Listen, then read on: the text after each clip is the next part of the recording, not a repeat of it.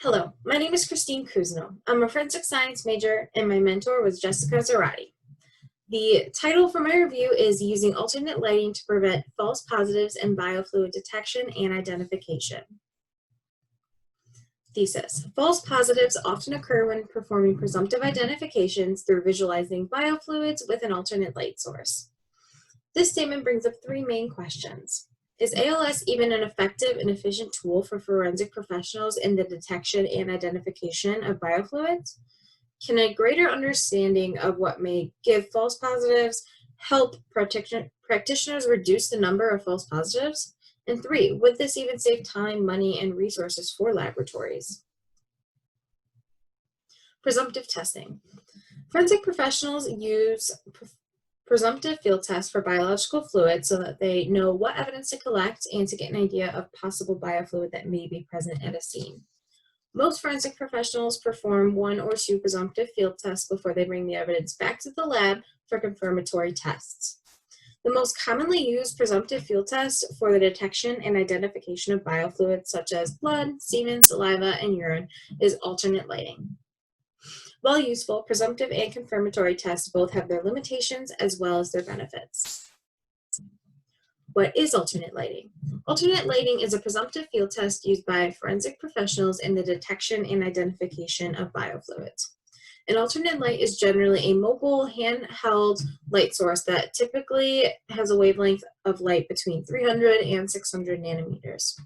An alternate light is shown directly onto an item of evidence and examined by a professional of whom is wearing bare filter goggles. If a specimen on the evidentiary item fluoresces with depending wavelength and barrier filter goggle color, it may be an indication of possible biofluid present.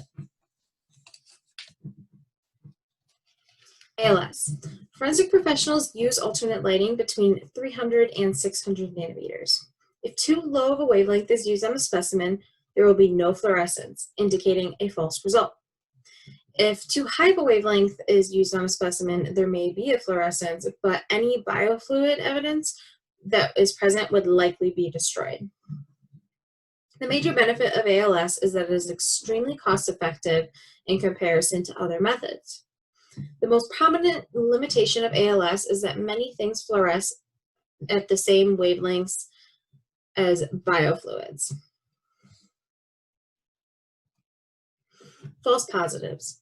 A false positive is a result that incorrectly states the presence of the substance in question when it is not in fact present in the sample that is being tested. A false negative is a result that incorrectly states the absence of a substance in question when it is in fact present in the sample being tested. False positives in forensic science lead to a waste of time and resources of a laboratory.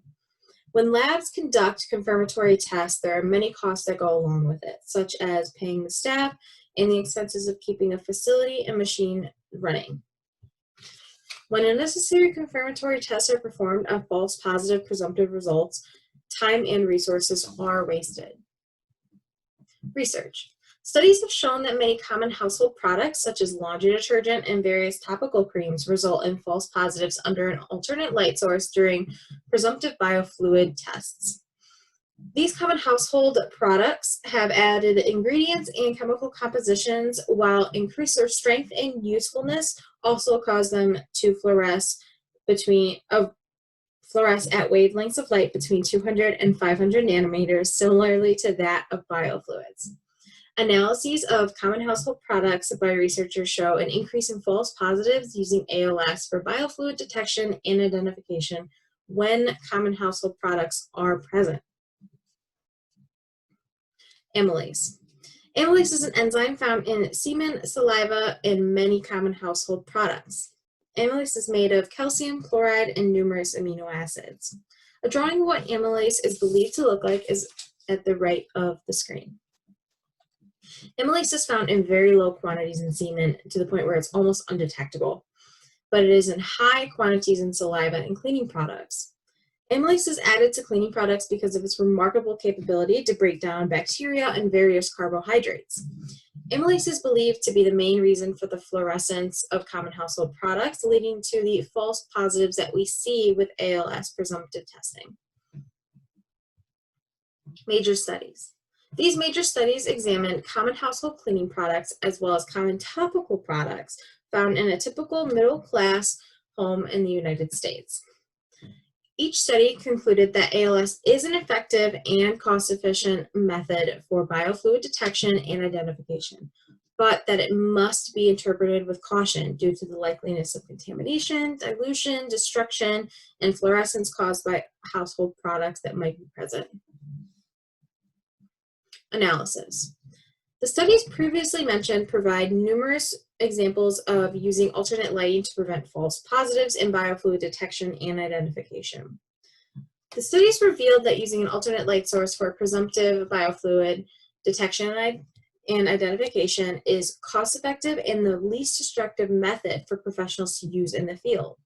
However, these studies did not give detail about what common household products, other than those containing amylase, would possibly result in false positives in ALS biofluid detection. The knowledge of what common household items may fluoresce similarly to biofluids would assist professionals in the field. Professionals would have the ability to identify items at or near a crime scene that could possibly result in a false positive in detection and identification for biofluid. Conclusion. Presumptive field testing is important for biofluid detection and identification that leads to confirmatory testing. There are various methods of presumptive testing, ALS being the most cost-effective and least destructive method. All presumptive and confirmatory tests have their limitations along with their benefits. Performing confirmatory tests on false positives is a waste of time and resources for laboratories, because many common household products fluoresce under the same exact wavelengths of light as biofluids, and this results in the false positives that we see. Knowledge of products and their ingredients that result in false positives would decrease cost and waste of time and resources for laboratories. Future research. Due to COVID-19, I was unable to perform an experiment to support my research. I proposed an experiment to further answer questions that were not yet addressed by previous studies. The main question that I do hope to answer with my research is, what common household product or ingredient results or might result in a false positive for biological fluids under an alternate light source? The basic materials needed consist of a handheld alternate light ranging from UV to 630 nanometers. You'll need to choose 5.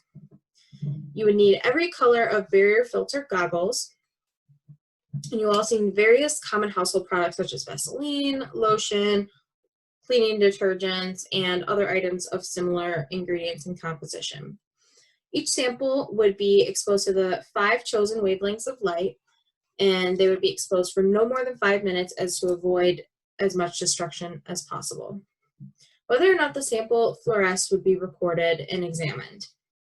Positive results would be compared for similar ingredients.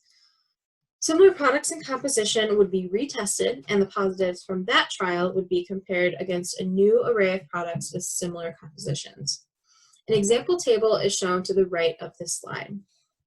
Through analysis, I hope to gain an understanding of common household products and ingredients that result in false positives under ALS in an attempt to create a list or possibly a database for professionals to use in the future.